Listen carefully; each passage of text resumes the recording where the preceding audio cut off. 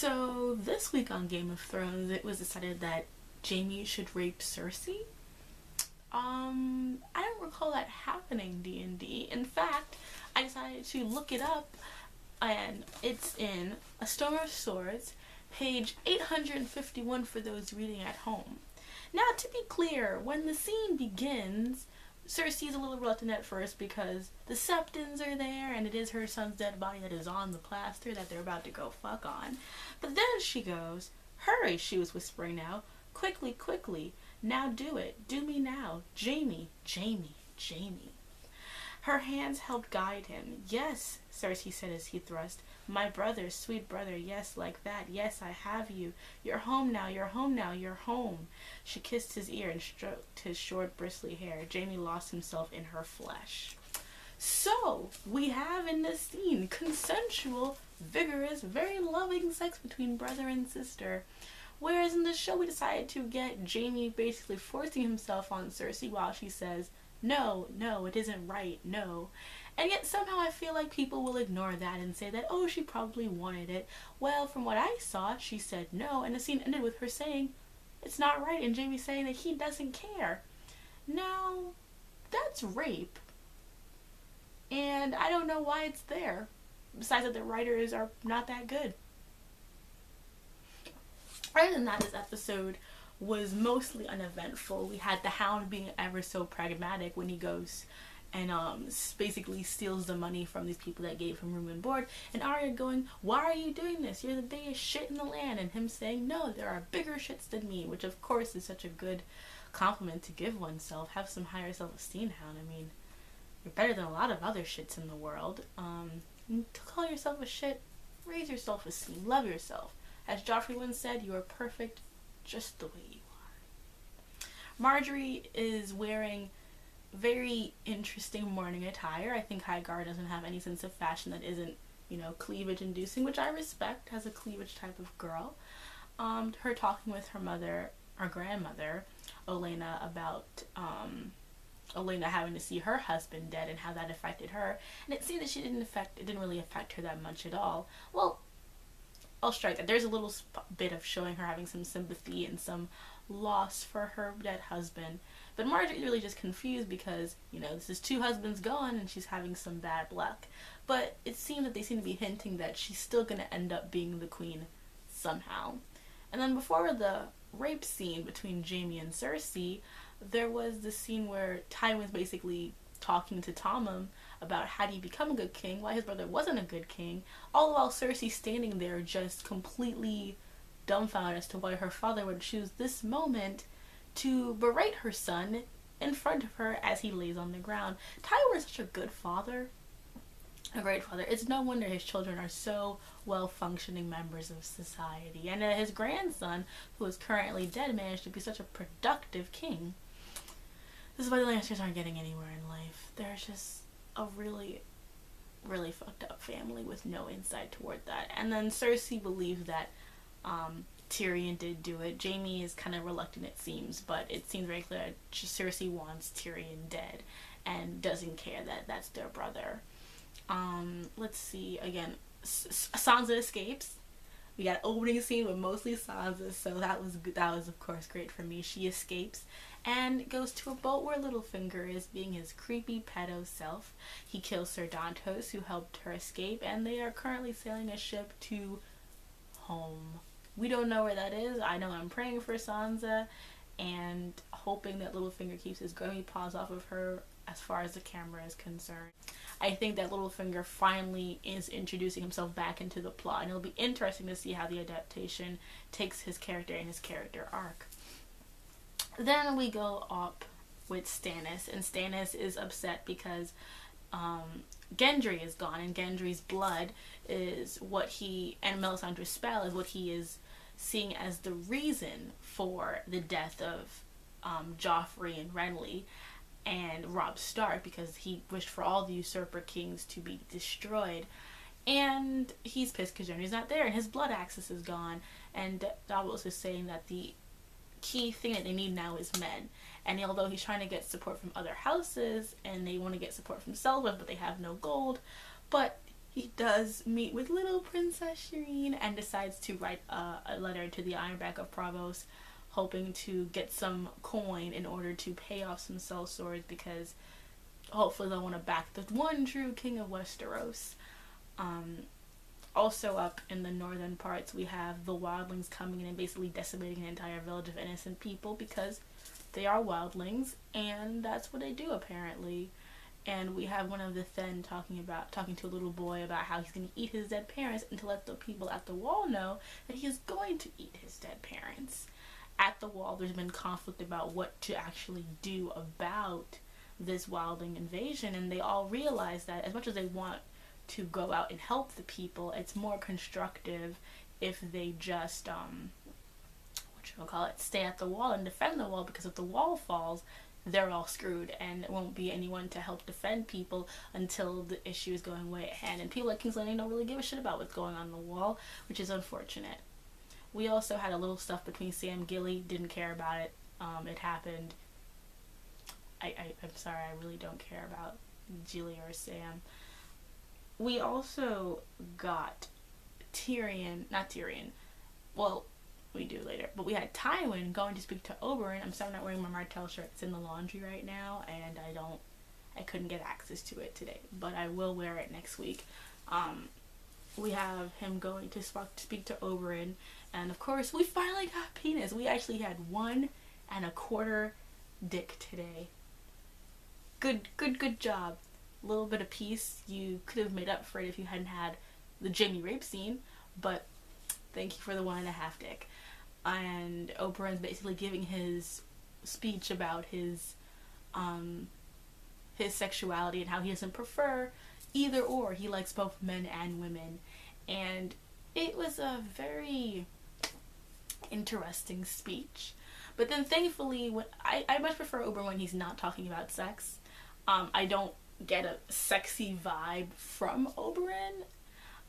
The actor, he just doesn't do it for me on that level, but I do like when he talks about his sister and about revenge. Those are when the actor, I think, really shines in terms of getting to Oberyn's core of hatred about the Lannisters. And I really liked how Tywin was like, you were my son, we're talking, and now my son is dead, and everyone knows you do poison, so put 2 and 2 together. And he's offering Oberyn a seat on the small council for Tommen when he is king, in return for sitting on the judge board for Tyrion's trial. Then we hop to Tyrion, and Podrick comes and smuggling him some food and candles and Quill, because Podrick's a really sweet guy. I do like Podrick despite the long-running dick joke they managed to pull out with him. Tyrion asks about Shay, and then he asks about the trial, and he's allowed to have a few witnesses. And first he calls for Sansa, but Sansa is, as we know, gone. And Tyrion starts realizing that someone is trying to frame him to make it seem like he's guilty, and taking away his wife is the first sign of really showing that maybe he has something to do with it. And Podrick has been also offered to speak against Tyrion by saying that he ordered a poison called Strangler, and they're offering to make him Sir Podrick. And even though he has rejected this offer, Tyrion tells him to take it because he would rather die without having other people that he cares about also beheaded and killed. And he asks if he can speak to Jaime, because he can't speak to Bronn because they're too close, but they will let him speak to Jaime, hopefully. Let's see, did anything else of significance happen this episode? Honestly, I'll be totally honest with you guys, after the Jaime rape scene, my mind kind of turned off, because I just wasn't interested after that point, because it was just, let me get to Daenerys and her breaking of chains, and then I'll get back to this Jaime Cersei bullshit. But Daenerys has arrived at Meereen, and some guy comes out, the champion from Meereen. That's where we get our half dick, and he pees on the ground and says that the Unsullied have no penises, and that they do, and that makes them better. And so Daario is Daenerys' champion because he's the most expendable of her close friends, and he basically throws a knife at the guy as he's coming with a lance. We all know that's happening, but I will admit the way it's shot with when he nails the horse and then the smoke comes and he beheads the dude and he turns around.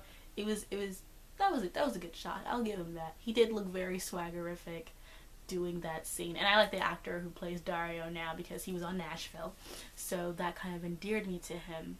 But overall, like, when Dany comes and then she throws the barrels with the chains in them, all I kept thinking is that if those chains hit one of those slaves, that would make you look pretty shitty, wouldn't it?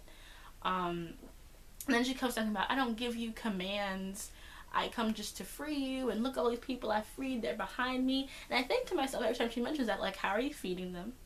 How do you plan on sustaining this environment for a long period of time? Like, how are you dealing with these people? I know that the Unsullied don't rape because they don't have the capability to do so, but it also seems unpragmatic to have all these people and there's no look at her taking care of them. Like, yes, all these people are free, but how are you helping them adjust to their new freedom? I think anyone who knows American history knows how that's a very relevant part of emancipating people. It's not just making them free, it's also giving them the ability to make a new life for themselves and giving them new skills. And right now it seems that the only two options you have when you're free is to join Daenerys or just stay where you're at. And so far people are joining Daenerys, but we'll see after she goes about the slave freeing what happens and how she manages to keep all these people safe and protect them as this new ruler, as the new breaker of chains, as the title implies. Those are the important things that I remember. I know I'm probably forgetting a few things. I'm going over it quickly in my head to see if anything else, you know, Sansa escapes, Joffrey's dead, rape, Tyrion, Tywin Oberyn, Davos, Jon Snow, Daenerys. Yeah, that's all I got. I'm almost upset by how little I paid attention to this episode, but I honestly feel it's the fault of the episode. Like, you cannot do these things where, like, I understand it's an adaptation and you want to change things and make things interesting and move things around for people, be crazy, but you don't need to turn consensual sex into rape. And especially when they already do so many disservices to Cersei's character in terms of not really getting into the grit of her and moving up her going crazy. But what was the point of turning that scene the way it was? I mean, yes, in the source material that you have, she struggles a little bit because she's in an uncomfortable situation, but then she eventually has this moment with Jaime. And it seems that they are very much trying to pull Jaime and Cersei apart very early in their relationship, when this is the part where they're reconciling and being happy. And like she said, the thing, you're home. Their sex is a homecoming. It is familiar to them. I mean, of course there are issues that are going to come out because it's Game of Thrones, that's the way things happen, but why did they do this? And I think that's one thing that just confounded me. As soon as it was confirmed, all the rumors that this actually was happening, I was kind of like, fuck show Jaime, he has been tainted, I have no interest in him, done. That scene just tainted the episode for me because it was bad. There's no reason for it. There is no story, plot, reason for this scene to be here and be made into rape. And it is rape. 100%. I don't care if they've had sex in the past. I don't care if they're going to have sex in the future. I don't care if Cersei is a bitch. And I don't care if Jaime's, the redeemed one, or whatever you want to say about their roles in their relationship. She said no. He said he doesn't care. That makes it rape. And that is not okay. Because it's not the way it was supposed to be. And I don't even mean that from like a fangirl, fanboy perspective. I mean that in the sense that give me a reason. Give me a legitimate reason as to why that scene had to be changed from the way it originally was to the way it is now. I mean, of course they're going to make different narrative leaps. Of course they're going to write characters differently. But why rape? Rape is already tired in all of these shows that want to use it as a way of redeeming characters, but it's not going to be done to redeem Cersei. I'm sure plenty of people are going to think that she deserves it because that's the society that we live in. So why do this? And Jaime is the sympathetic one. They always try to make it about, like, Jaime is the sad one who's manipulated by evil, horrible Cersei, who's sitting on him and making him do terrible things. And the thing about it is that, like, yes, Jaime is relatively nicer than Cersei. He still pushed a child out a window. He still has done terrible things. He is still not a good person. maybe he's better than Cersei, but to make it seem like he's this, oh, if Cersei wasn't there, he'd be so sweet and so kind. No. Cersei didn't tell him to push Bran out a window. He did it anyway. So that logic already annoys me. The only thing I liked about the Arya Hound scene, and what I like about the Arya Hound dynamic, is that Arya is in a lot of ways still idealistic and naive. A different sort of naive than we saw with Sansa. But where Arya is idealistic is this idea of, it's almost in the same way that I think Brienne is as well. This idea of knighthood and being strong and power and standing up for the weak and being, you know, a hero. I think at her heart Arya wants to be a hero and sees herself as a hero. At the same time, she sometimes lacks pragmatism. I think that even though the Hound was clearly, you know, a dick about stealing from the family that took him in, his point about how, like, they're weak and they won't be able to survive, and that's why he's taking it, because he is strong and he can survive, and therefore he can do that. I think it's really great, and I think that, you know, he's never going to be the person that changes it overnight. But I really enjoy Arya and the Hound's dynamic. Margaery was good. I just hate that line. I was the queen. Yeah, we know, girl. Like, sometimes the whole, like, if I say lines dramatically, they'll make more sense and they'll be jiffable. And I'm just like, nah. So overall, I found this episode to be dull. I think that the ending was more set up for next week. I think that, you know, after last week's episode where there was this constant buildup of drama and intensity, this episode was kind of like, let's get everything back on track.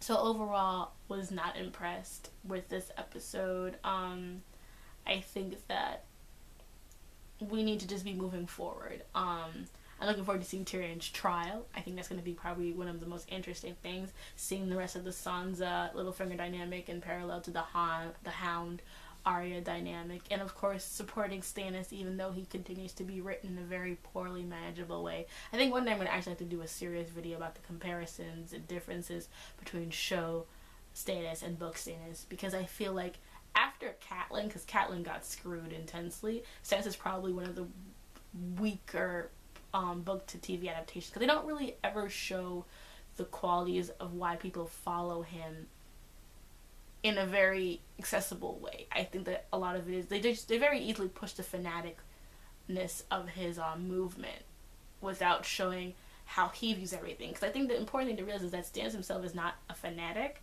and he doesn't believe in the whole burning thing that the way that they kind of make it seem in the TV show. He does burn people, but the way that it's handled and dealt with, I think, is very different and should be discussed. Anyway, not a very good episode of Game of Thrones.